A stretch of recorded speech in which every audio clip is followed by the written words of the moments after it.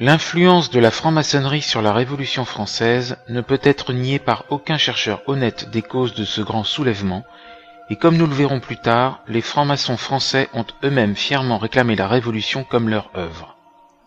C'est ainsi que George Sand, maçonne elle-même, car dès l'origine le Grand Orient admit les femmes, écrivit longtemps après, un demi-siècle avant ces jours marqués par le destin, la Révolution française fermentait déjà dans l'ombre et couvait sous terre. Elle mûrissait dans les esprits de ses adeptes jusqu'au fanatisme, comme un rêve de révolution universelle. L'historien socialiste Louis Blanc, franc-maçon également, a jeté aussi beaucoup de lumière sur la question de ces forces occultes. Nous savons en outre que George Sand avait raison d'attribuer aux sociétés secrètes l'origine du slogan révolutionnaire « Liberté, égalité, fraternité ». Bien longtemps avant qu'éclate la Révolution, la formule « liberté et égalité » avait été usuelle dans les loges du Grand Orient. Une formule qui semble tout à fait pacifique, mais qui contient cependant tout un monde de discorde. Car voyez la contradiction. Il est impossible d'avoir une complète liberté et l'égalité en même temps. L'une exclut l'autre. Il est possible d'avoir un système de complète liberté dans lequel chaque homme est libre de se comporter comme il lui plaît, de faire ce qu'il veut, même de voler ou tuer, de vivre par conséquent selon la loi de la jungle dont la règle est celle du plus fort, mais il n'y a là aucune égalité.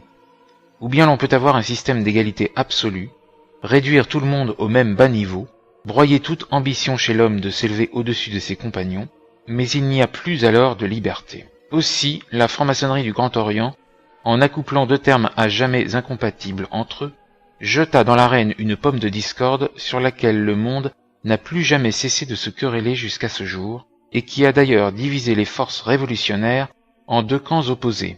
C'est la marque du génie diabolique de ceux qui instituèrent la maçonnerie que d'avoir trouvé un tel slogan.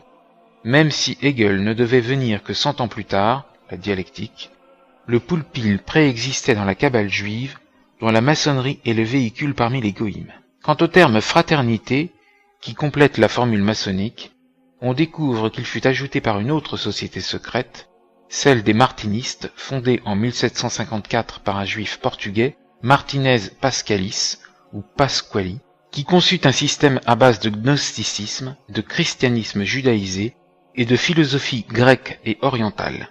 L'ordre en question se scinda ensuite en deux branches, l'une continuée par saint Martin, disciple de Pascalis mais aussi de Jacob Bohème et fervent chrétien, et d'autre part un organisme plus ou moins révolutionnaire d'où sortit la loge des Philalètes, fondée à Paris.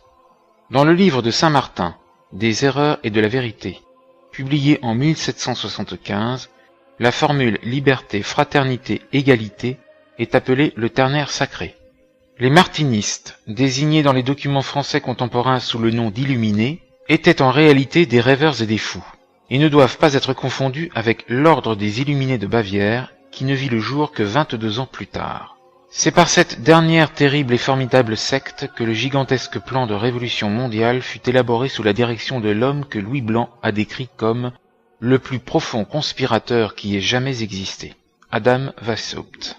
Le fondateur des Illuminés de Bavière, Adam Weishaupt, naquit le 6 février 1748.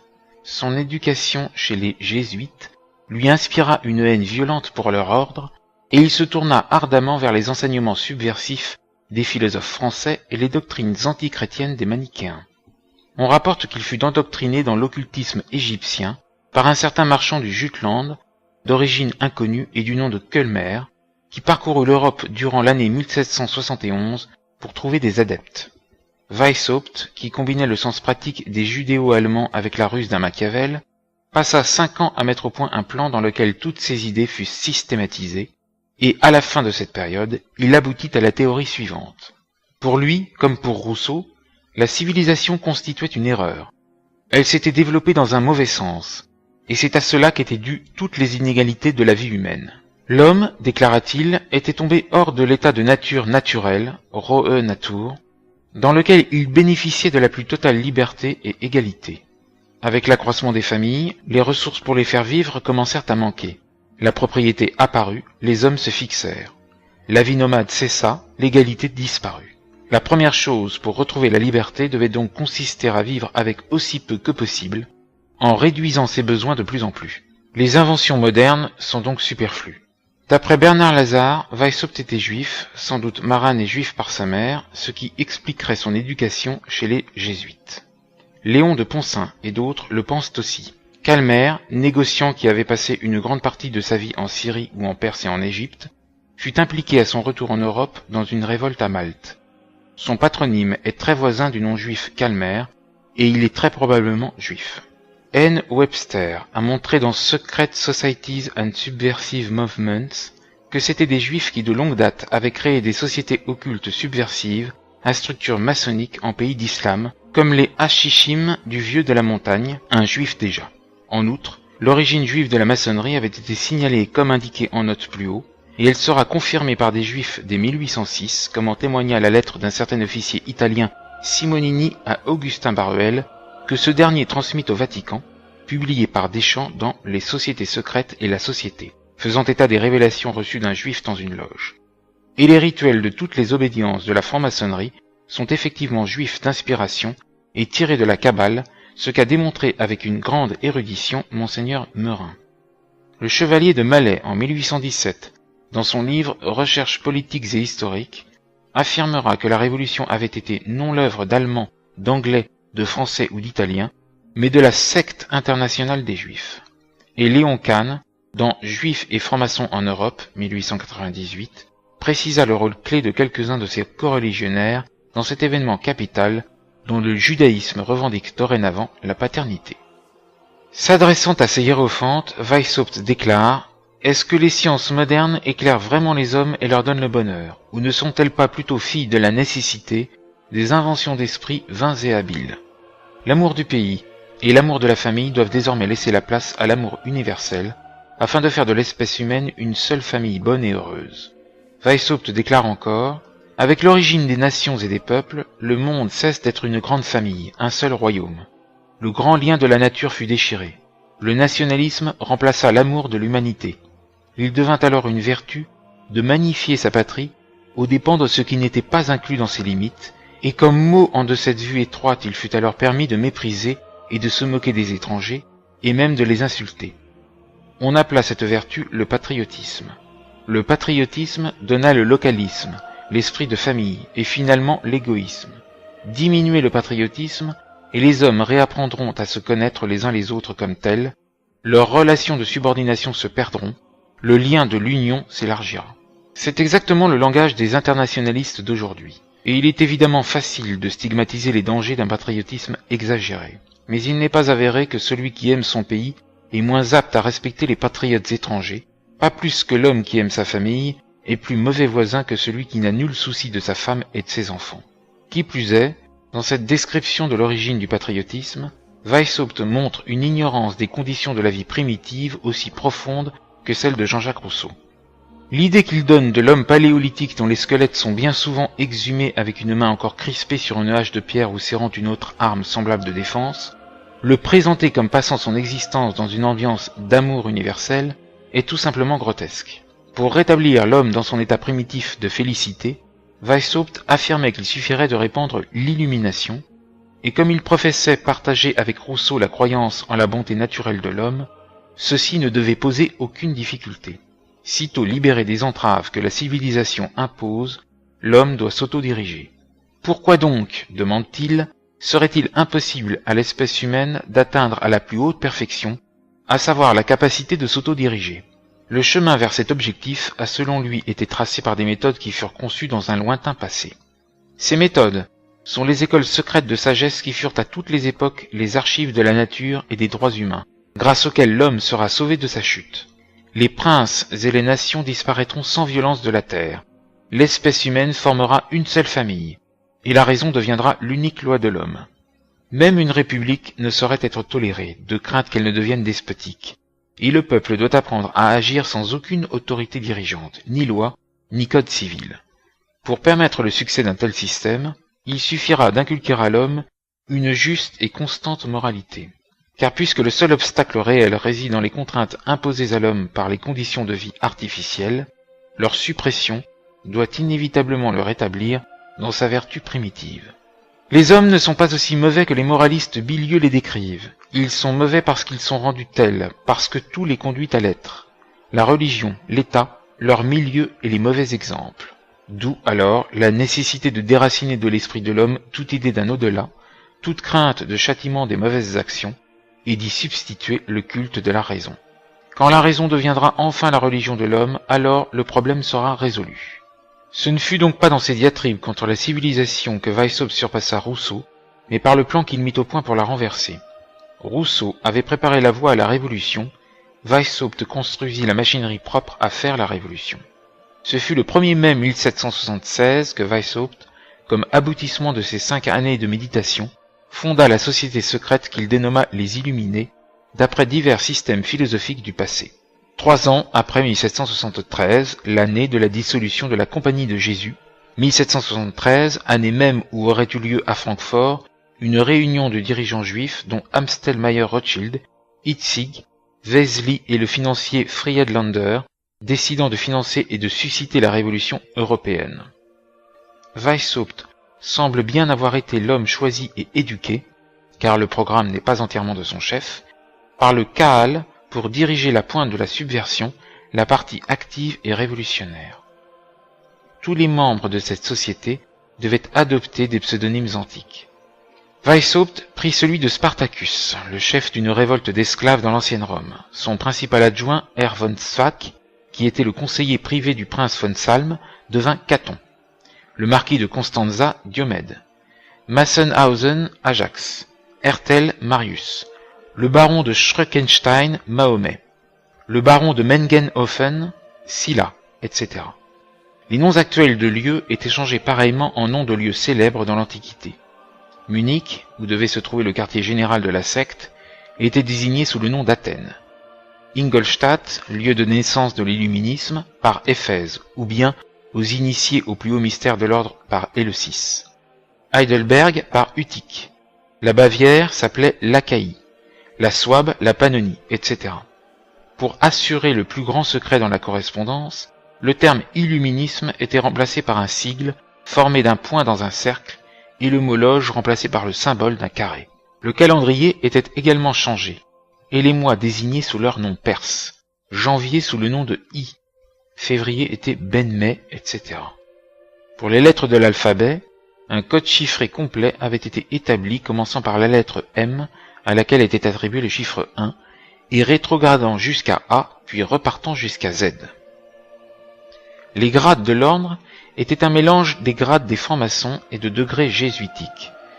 Comme on l'a dit plus haut, Weishaupt détestait les jésuites, mais conscient de l'efficacité de leur méthode pour acquérir de l'influence sur l'esprit de leurs disciples, il conçut l'idée d'adopter leur système à ses fins propres.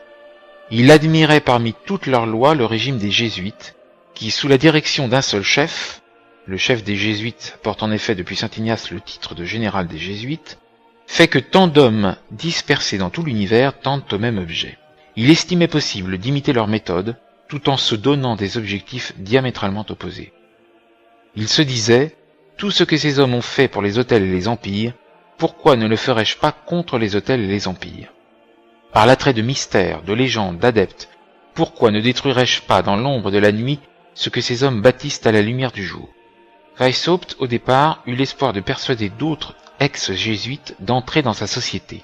Mais n'ayant réussi à en enrôler que 2, il devint plus ennemi que jamais de leur ordre, et il enjoignit à ses adeptes de n'admettre ni juifs ni jésuites dans la secte des Illuminés sans son autorisation expresse.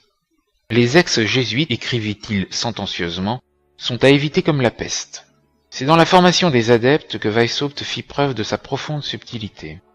Les prosélytes ne devaient pas être admis d'emblée à connaître les objectifs secrets de l'illuminisme, mais être initiés pas à pas dans les plus hauts mystères, et le plus grand soin devait être mis à ne pas révéler aux novices les doctrines susceptibles de les choquer. Dans ce but, les initiateurs devaient acquérir l'habitude de parler tantôt dans un sens et tantôt dans l'autre afin de ne pas paraître s'engager, méthode qui est celle de la maçonnerie, et qui sera aussi celle des clercs adeptes du modernisme, au dire du saint pape Pie X, et se retrouve de même chez les pontifes de l'Église dite conciliaire post-Vatican II. Comme il l'expliqua aux supérieurs de l'ordre, il faut parler tantôt d'une façon, tantôt de l'autre, afin que notre but réel demeure impénétrable à nos inférieurs. Ainsi, à certains novices, les novices écossais, les illuminés doivent enseigner qu'ils désapprouvent les révolutions, et leur démontrer les avantages de l'emploi des méthodes pacifiques pour atteindre à la domination mondiale. Jusqu'au grade de minerval excepté, le plan de conquête du pouvoir mondial ne doit pas être révélé. Mais l'une des premières phrases de l'initiation à ce grade est la suivante. Après ces 2 ans de réflexion, d'expérience, d'échange, de lecture des textes de grade et d'information, vous aurez évidemment compris que l'objectif final de notre société n'est rien moins que de conquérir le pouvoir mondial et les richesses, de saper les gouvernements civils et religieux, et de devenir les maîtres du monde. Qui s'excuse s'accuse en effet. Le passage poursuit en disant alors vaguement que ce n'est pas exactement cela, et que l'ordre demande seulement à ses adeptes de remplir leurs obligations. Qu'il n'est pas question non plus que l'antagonisme vis-à-vis de la religion puisse être acceptable. Au contraire, le Christ devait être présenté comme le premier auteur de l'illuminisme, dont la secrète mission était de rendre aux hommes la liberté et l'égalité originelle qu'ils avaient perdues lors de la chute. Personne, doit-on dire aux novices, n'ouvrit la voie de la liberté aussi sûrement que notre grand maître Jésus de Nazareth. L'idée d'imputer à notre Seigneur une doctrine secrète date en fait du IIe siècle de notre ère et fut réfutée par Origène dans son livre Contre Cels. Mais le projet d'en faire un socialiste a cependant été suivi jusqu'aujourd'hui. Idée qui figurait dans les constitutions d'Anderson de la maçonnerie anglaise et était aussi présentée par le martinisme. Elle passera au XIXe siècle chez les Carbonari, les Saint-Simoniens, Lamennais, le Sillon de Marc Sangnier et ses continuateurs, et de nos jours dans la théologie de la libération et l'Église de Vatican II. Cet argument avait été celui de toutes les sectes crypto-juives apparues dans le passé, comme les Albigeois, les Vaudois, puis les Rose-Croix qui avaient eux aussi posé leur doctrine comme la véritable religion chrétienne. Ainsi, Weishaupt explique que si Jésus prêchait le mépris des richesses, il voulait en réalité nous en apprendre l'emploi raisonnable, et nous préparer à la communauté des biens qu'il inaugura, et, ajoute-t-il, selon laquelle il vécut avec ses disciples. Une assertion qui, faut-il le dire, n'a pas l'ombre d'un fondement. Ce raisonnement s'avéra cependant particulièrement efficace, non seulement avec les jeunes novices, mais sur des hommes de tout rang et de tous âges. Vous n'imaginez pas, écrit Spartacus à Caton, quelle considération et quelle sensation notre degré de prêtre est en train de se soulever. Ce qu'il y a de plus merveilleux, c'est que de grands théologiens protestants et réformés qui font partie de l'O, ordre, l'illuminisme, sont persuadés que l'enseignement religieux que nous y fournissons contient le sens véritable et authentique de l'esprit de la religion chrétienne. Ô homme, de quoi n'arrive-t-on pas à vous persuader? Jamais je ne pensais devoir devenir le fondateur d'une nouvelle religion. Ce n'était pas avant son admission dans les plus hauts grades que l'adepte était initié aux intentions réelles de l'illuminisme en ce qui concerne la religion. Lorsqu'il atteignait le grade d'illuminé majeur ou mineur, de chevalier écossais, d'épopte ou prêtre, on lui disait alors la plénitude du secret de l'ordre. C'est ainsi que Philon, le baron von Knig, écrit « Maintenant que les gens voient que nous sommes les seuls vrais et véridiques chrétiens, nous pouvons dire un mot de plus contre les prêtres et les princes. Dans les mystères les plus élevés, nous devons donc, petit a, révéler le pieux mensonge, et petit b, dévoiler l'origine de tous les mensonges religieux et leurs connexions. » Mais tout cela restait ignoré du novice, dont la confiance, gagnée par la simulation des sentiments religieux, était conduite à une stricte obéissance. Dans le questionnaire qui lui était soumis figuraient ces questions. Si vous veniez à découvrir quoi que ce soit de faux ou d'injuste pratiqué dans l'ordre, quelle serait votre attitude? Est-ce que vous considérez le bien de l'ordre comme votre bien propre? Accordez-vous à notre société le droit de vie et de mort? Acceptez-vous de vous lier par une obéissance absolue et sans réserve? Et connaissez-vous la force de cet engagement? Pour avertir les postulants sur les conséquences de toute trahison de l'ordre, l'initiation en comportait une illustration impérative. L'initiateur portait la pointe de son épée sur le cœur du novice en disant « Apprenez que, si vous êtes un traître et un parjure, tous vos frères seront appelés à s'armer contre vous. N'espérez pas échapper ni trouver un lieu de sûreté. Où que vous serez, la honte, le remords et la vengeance vous poursuivront et vous tourmenteront jusqu'au plus profond de vos entrailles. » On voit donc que la liberté tant vantée par les dirigeants des Illuminés n'existait absolument pas, et qu'une discipline de fer était en réalité la règle de l'ordre. Un point important qui marqua les adeptes et dont nous verrons l'importance plus tard, était qu'il ne fallait surtout pas qu'ils fussent connus comme illuminés. Cette règle était rendue encore plus stricte pour ceux décrits comme les enrôleurs, et afin d'attirer les prosélytes, il leur était recommandé en outre d'être irréprochables. Les supérieurs de l'ordre doivent être tenus pour les plus parfaits et les plus illuminés des hommes. Ils ne doivent pas même permettre que l'on doute de leur infaillibilité. Aux enrôleurs, il était donc dit « Appliquez-vous vous-même à la perfection intérieure et extérieure, et aussi appliquez-vous à l'art de la simulation, à cacher et à masquer ce que vous êtes lorsque vous observez les autres afin de pénétrer les secrets de leurs pensées. » Ces préceptes étaient résumés en une phrase. Gardez le silence, soyez parfaits, masquez-vous. La mesure dans laquelle le fondateur de l'ordre avait lui-même atteint cette perfection fut révélée par la découverte de ses papiers personnels, parmi lesquels fut trouvée une lettre de Weishaupt à Hertel de 1783, confessant qu'il avait séduit sa belle-sœur et ajoutant « Je suis donc en danger de perdre mon honneur et cette réputation qui me donne à tant d'autorité sur notre monde. » Pendant tout un temps, cette réputation d'intégrité parfaite se maintint à l'avantage des membres, et c'est seulement à ceux qu'une telle entorse pouvait attirer qu'on laissait avoir connaissance du laxisme moral permis par l'ordre. Des femmes pouvaient également être admises comme illuminées, sous condition de recevoir des notions d'émancipation. C'est par les femmes, écrivait Weishaupt, que l'on peut souvent le mieux agir dans ce monde. Nous insinuer auprès d'elles et les gagner devrait être l'une de nos plus astucieuses entreprises. Toutes peuvent être conduites au changement, même si dans une mesure variable par la vanité, la curiosité, la sensualité et l'inclination. On doit pouvoir tirer de ce fait un grand profit pour notre cause. Ce sexe tient une grande partie du monde dans ses mains. En ce qui concerne les hommes aisés et d'un certain rang, Weishaupt écrivit « Ces gens-là gonflent nos rangs et remplissent nos caisses. Il faut les amener à mordre à l'appât qu'on leur jette. Mais on doit alors les persuader que le degré qu'ils ont atteint est le plus élevé. » La secte était donc constituée de Weishaupt et des adeptes qui avaient été initiés au plus profond mystère, et à côté d'eux par une vaste escorte de gens simples et crédules, qu'ils pouvaient tenir dans l'ignorance des objectifs réels vers lesquels on les menait. La méthode de Weishaupt pour obtenir des prosélytes est représentée par le diagramme suivant qui figure dans le Code des Illuminés. Naturellement, les classes les plus frustes offraient aussi pour Weishaupt un vaste champ d'action. Il est également nécessaire, poursuit le Code des Illuminés, de gagner à notre ordre la masse du peuple, das gemeine Volk. Dans cette optique, le grand moyen est d'influencer les écoles. On peut aussi y réussir tantôt par la liberté, tantôt en créant un effet, et d'autres fois en s'humiliant soi-même, en se rendant populaire, ou en endurant avec un air de patience tel préjudice dont on pourra graduellement se débarrasser plus tard. L'espionnage formait une large part du programme de Weishaupt. Les adeptes désignés comme « frères insinuants » recevaient pour mission d'assumer le rôle d'observateurs et de rapporteurs. Chacun devait se transformer en un espion d'un autre membre et à l'égard de tout son entourage. Amis, relations, ennemis, et même ceux qui lui sont indifférents, tous sans exception, devront être l'objet de ces enquêtes. Il s'efforcera de découvrir leurs points forts et leurs points faibles, leurs passions, leurs préjugés, leurs relations, et surtout leurs actions. En un mot, recueillir l'information la plus détaillée sur eux. Tout ceci devait être reporté sur des carnets que l'insinuant devait porter sur lui, et d'où il devait tirer des rapports à envoyer 2 fois par mois à ses supérieurs, de façon que l'ordre pût savoir quels étaient les gens dans chaque ville et village sur lesquels il pouvait compter être aidé.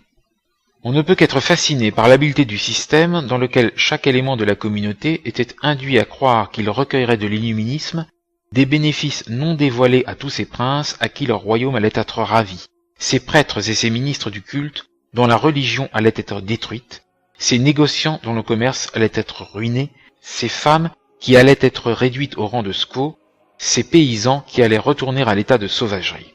Lénine emploiera pour les désigner sa formule célèbre et cynique, les idiots utiles.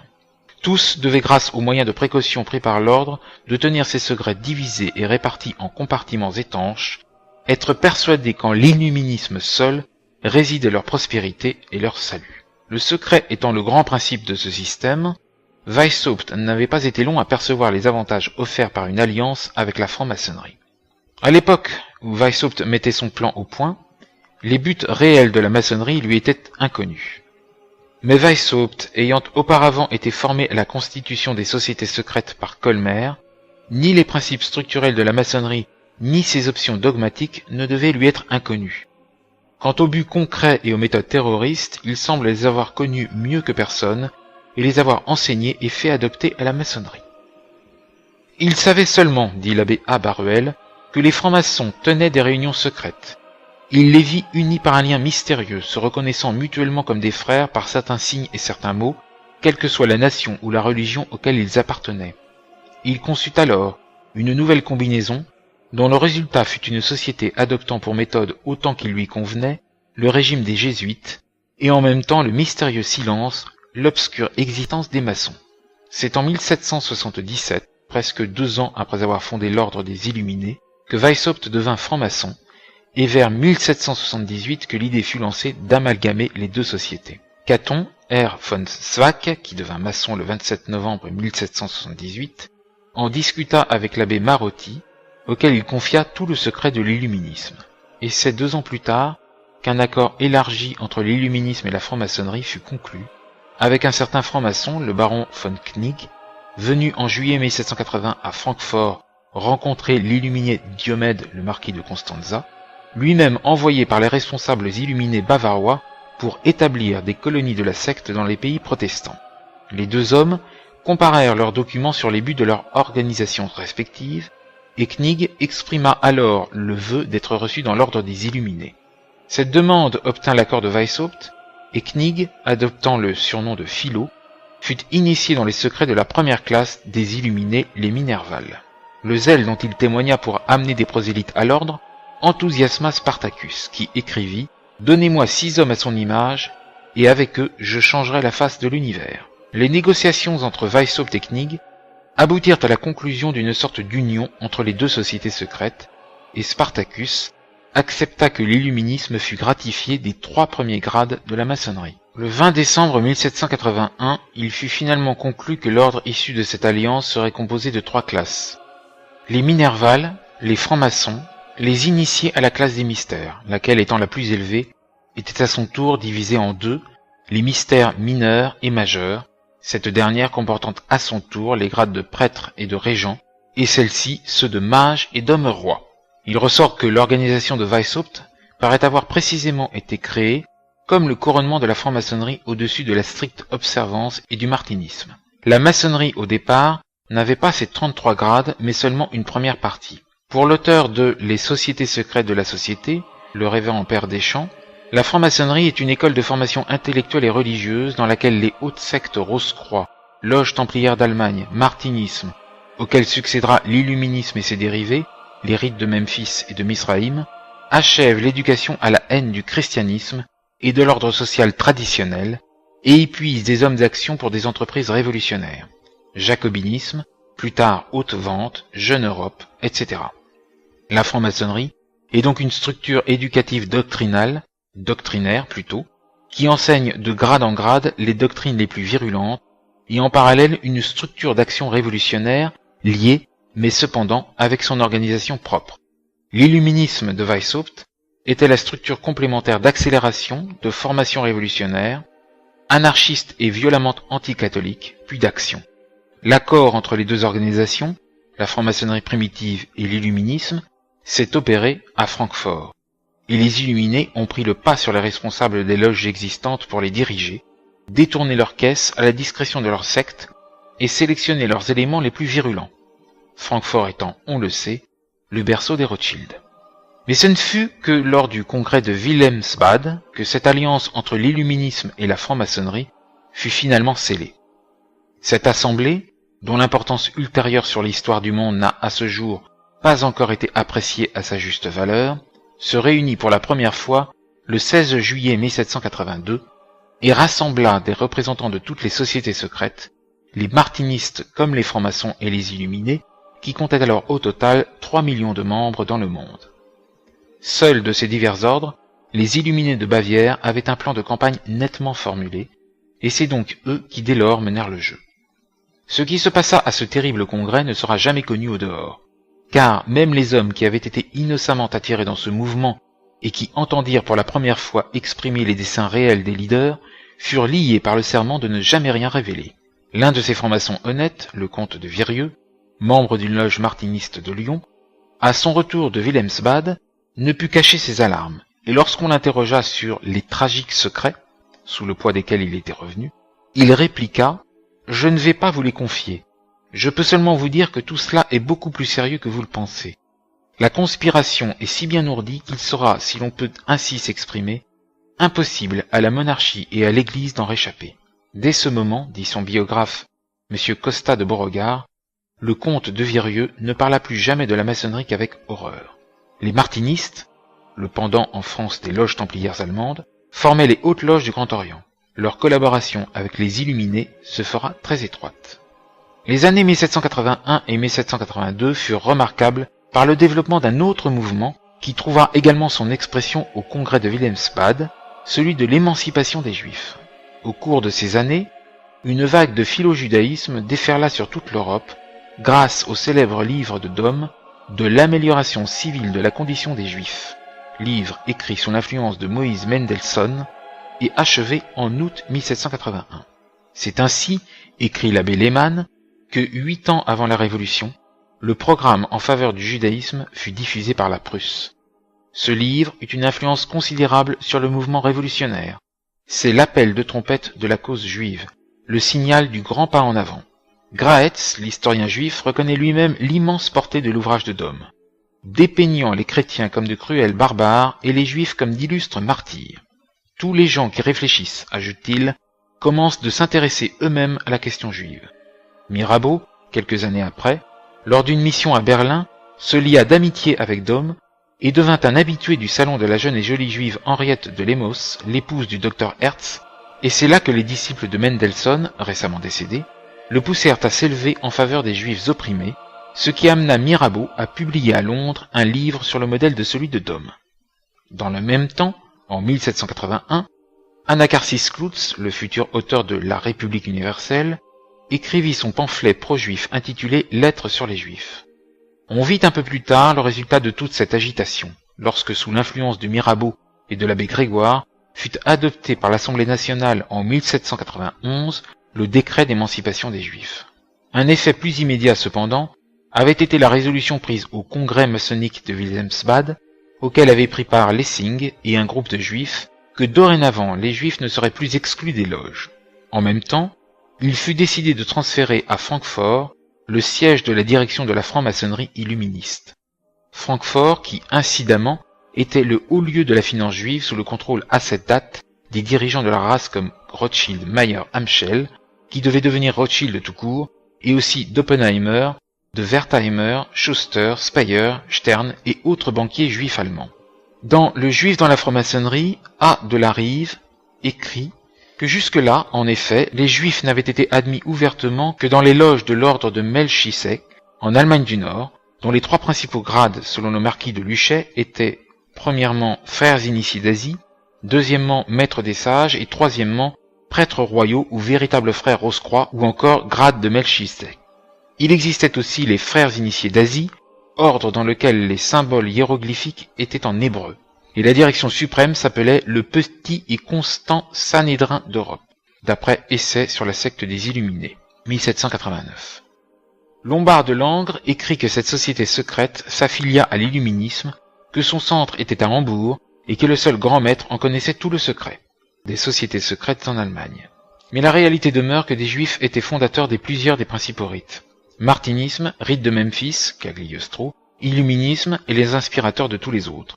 La maçonnerie anglo-écossaise, celle allemande de stricte observance templière, tout comme le rosicrucisme, les loges françaises et les diverses loges qui surgirent partout, étaient le fait d'admirateurs de la morale élastique des Juifs et des calvinistes, désireux d'éliminer le catholicisme et d'unifier l'Europe sous une doctrine de naturalisme néo-païen.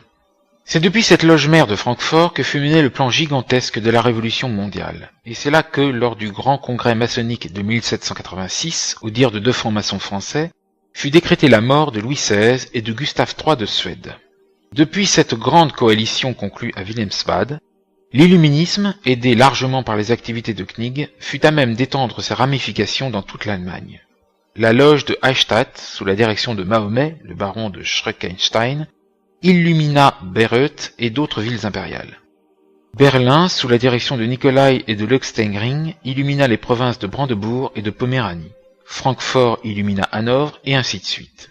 Toutes ces branches étaient sous le contrôle d'un directoire de 12 adeptes, avec à leur tête Weishaupt, qui de la loge de Munich tenait en main les fils de toute la conspiration.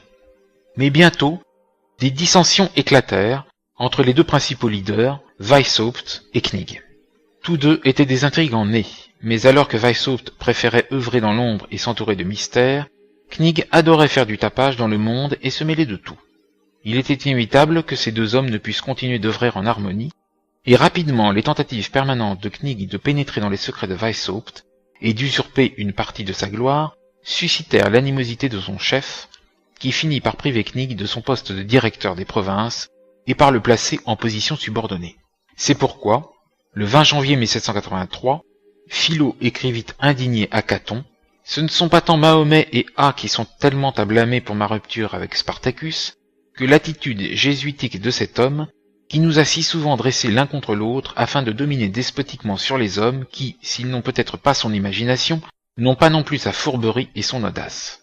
Je déclare que rien ne pourra jamais plus me rapprocher de Spartacus, comme je l'étais au début. » En réalité, Knigge ne le cédait en rien à Weishaupt pour ce qu'il appelait le jésuitisme, mais révolté par la tyrannie de son chef, il se sépara finalement de l'illuminisme avec dégoût et colère.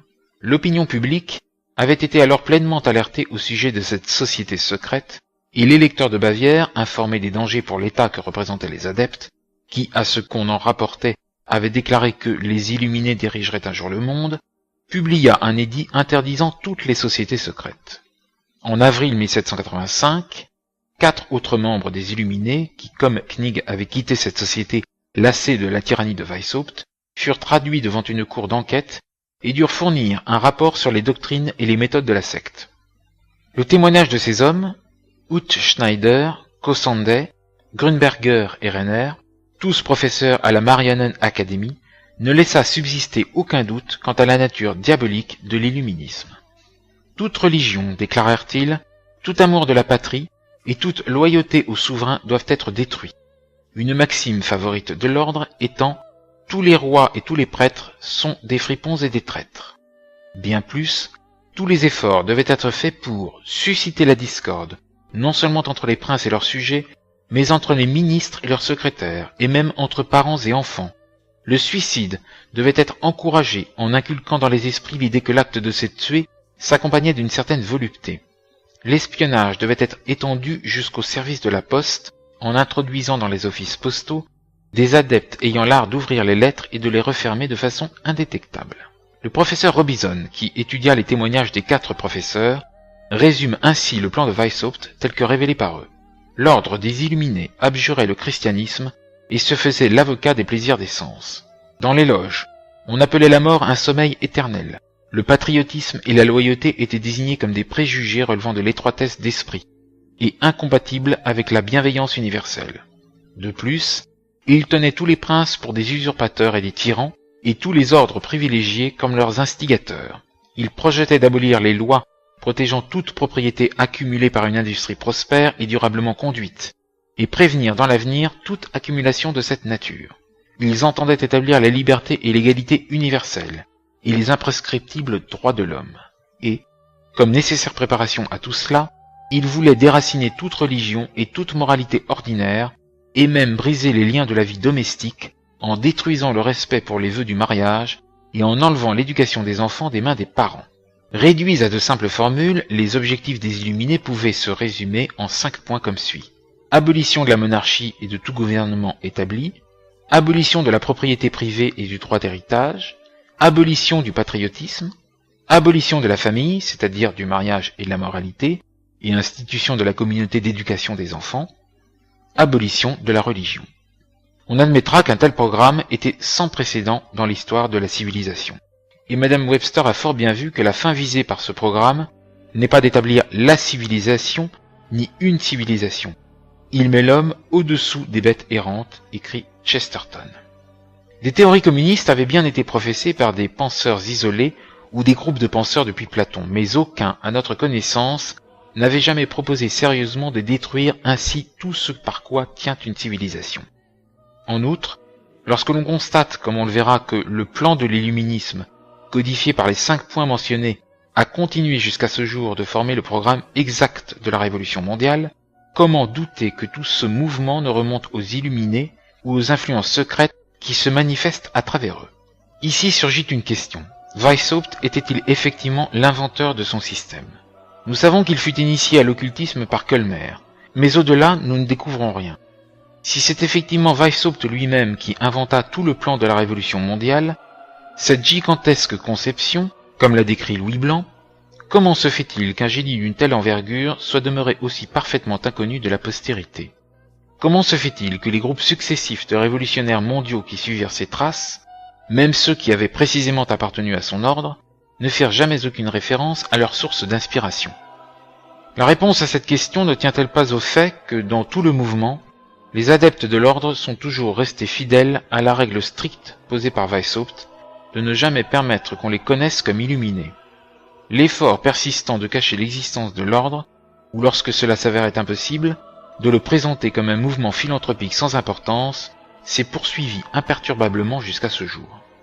En ce qui concerne la nature philanthropique de l'illuminisme, il suffit de consulter les textes originaux de Weishaupt pour réaliser l'inanité de l'affirmation. Dans toute la correspondance entre Weishaupt et ses adeptes, dévoilée par le gouvernement de l'électeur de Bavière, on ne trouve pas un mot de sympathie pour ceux qui souffrent ou pour les pauvres, pas l'ombre d'un projet de réforme sociale, mais rien que le désir soit de domination en vue du pouvoir mondial, soit de pure destruction, et à travers tout un insatiable esprit d'intrigue. Dans ce but, tout moyen était considéré comme justifié, puisque la doctrine fondamentale de la secte était que la fin justifie les moyens. Der Zweck heiligt die Mittel. Ce dont se réclamait Weishaupt dans son code, en déclarant que ceci faisait partie du système jésuite, imputation que nie avec indignation Augustin Baruel et qui, comme Robison le fait remarquer, conduisait forcément à la conclusion qu'il ne fallait avoir scrupule de rien pour atteindre ce qui pouvait être à l'avantage de l'ordre, car le grand objet de l'ordre était supérieur à toute autre considération. Tartuffe, en la matière, procédait de même. Ce n'est pas moi, c'est elle. Cachez ce sein que je ne saurais voir. C'est une vieille tactique pharisaïque. Les Juifs, comme Tartuffe, clament « On nous accuse de crimes depuis des millénaires. On nous expulse de toutes les nations. Mais ce sont les autres hommes qui sont antisémites, nous sommes innocents. » Comme on pouvait s'y attendre, Weishaupt protesta bruyamment contre la description de sa société fournie par les 4 professeurs, en déclarant qu'il n'avait pas été initié dans les mystères les plus profonds. Mais la découverte, peu après, de sa correspondance avec Zwack, dont on a donné quelques citations plus haut dans ce chapitre, contribua à jeter une lumière encore plus sinistre sur les objectifs réels de l'ordre. C'est le 11 octobre 1786 que les autorités de Bavière firent une perquisition au domicile de Zwack et saisirent les documents qui dévoilèrent les méthodes des conspirateurs. Ils trouvèrent là une description d'un modèle de coffre pour y protéger les documents qui, si l'on tentait de le forcer, pouvaient exploser grâce à une machine infernale. La formule d'une composition à même de tuer ou d'aveugler celui à la face de qui elle serait projetée. Une méthode pour contrefaire les sots. Des formules d'une espèce particulièrement mortelle d'aqua tofana, de parfum toxique pour emplir une pièce de vapeur pestilentielle et d'un thé à propriété abortive. Ils découvrirent aussi un texte en défense de l'athéisme et du matérialisme, intitulé Mieux Chorus, et un document écrit de la main de Zwack, décrivant un plan pour attirer les femmes à l'ordre, selon 2 classes comme ci-après. Ce sera de grande utilité, et pourra fournir beaucoup d'informations et d'argent, et cela charmera également les goûts de bien des membres parmi les plus sincères de notre association, qui sont des amoureux du sexe. Il devrait consister en 2 classes, celle des vertueuses et celle des dissolues. Ces 2 classes ne doivent pas se connaître mutuellement, et doivent être dirigées par des hommes, mais sans le savoir, par le moyen de bons livres, et la seconde classe en excusant leur passion cachée.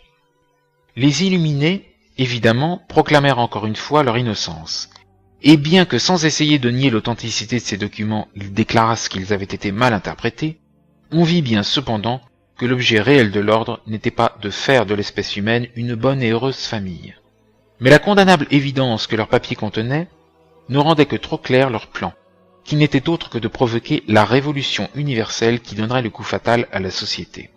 Le terrible danger présenté par les Illuminés devint alors patent, et le gouvernement de Bavière, jugeant que la meilleure manière de donner un avertissement salutaire au monde civilisé était de laisser ces documents parler d'eux-mêmes, ordonna qu'ils fussent publiés et diffusés aussi largement que possible.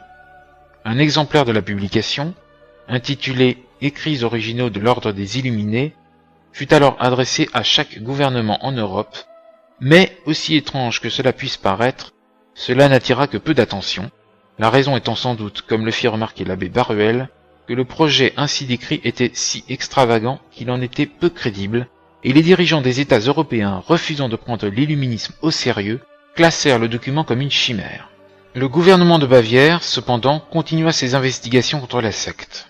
Plusieurs de ses membres furent arrêtés. Zweig quitta le pays pour une mission en Angleterre. Weishaupt, dont la tête avait été mise à prix, trouva refuge auprès de l'un de ses adeptes royaux, le duc de Saxe-Gotha. L'éclatement apparent de leur société servit admirablement les conspirateurs, qui désormais firent circuler avec diligence la nouvelle que l'illuminisme avait cessé d'exister. Après la dissolution des Illuminés de Bavière, l'apostat Fessier, l'inspirateur autrichien du joséphisme contre l'Église, alla s'établir en Prusse et y fonda la Grande Loge royale d'York, à l'amitié, selon Eckert, pour y donner une forme extérieure au but de l'illuminisme. Il eut alors l'habileté d'en faire accepter le patronage par Guillaume III de Prusse.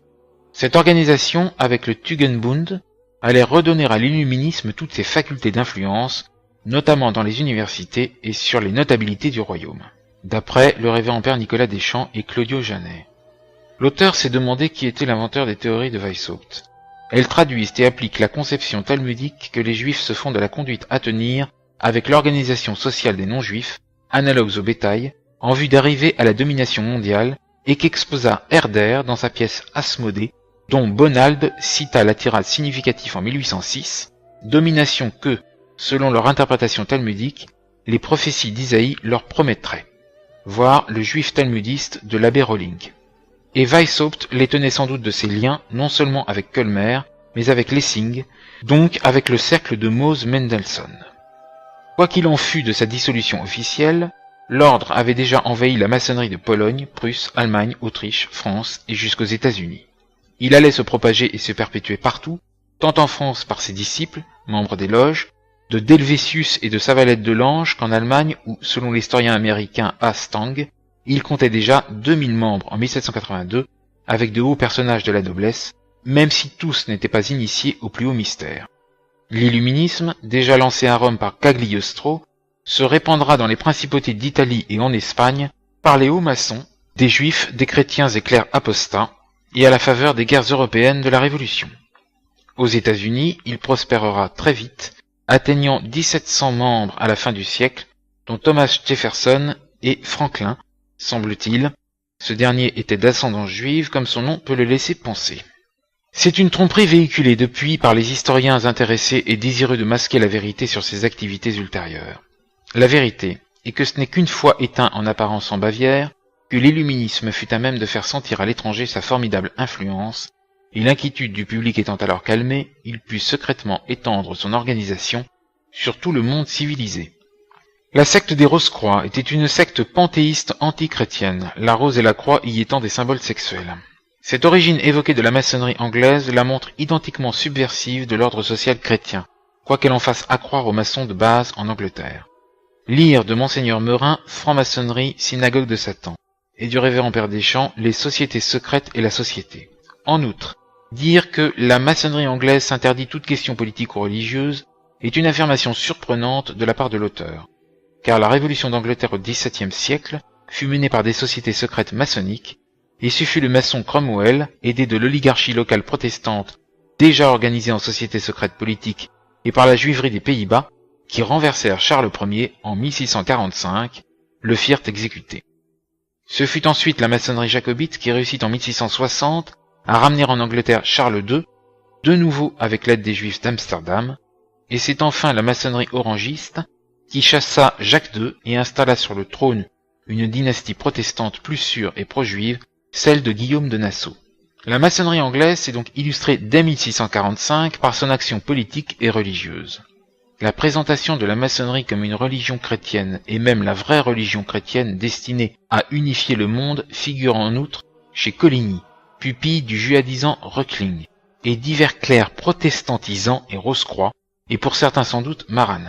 Les Rose-Croix préexistaient en petits groupes épars bien antérieurs, organisation pré-maçonnique secrète elle-même, constituée de sociniens panthéistes, de kabbalistes, d'immoralistes, d'occultistes, d'adeptes de magie alchimique et luciférienne, de cathares crypto-juifs et peut-être de descendants des Templiers manichéens enjuivés, réfugiés en 1313 à la dissolution de l'ordre, les uns au royaume d'Écosse, qui abritait de nombreux juifs chassés d'Angleterre au XIIIe siècle, d'autres au Portugal, en Allemagne du Nord et en Suède, qui seront les territoires d'élection du protestantisme. Ces groupes et sectes habitués au secret avant la Réforme, multipliés par le calvinisme, et unis entre eux, comptèrent parmi eux les comploteurs de la Révolution anglaise, une oligarchie admiratrice de l'affairisme juif d'Amsterdam.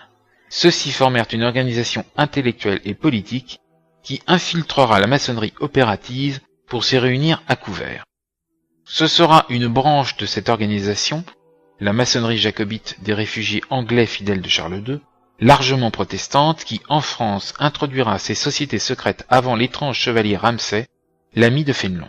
Viendront ensuite comme propagandistes de hauts aristocrates maçons anglais, envoyés de Londres au temps de la Régence, pour y répandre ce véhicule destructeur, favorable aux intérêts de leur oligarchie.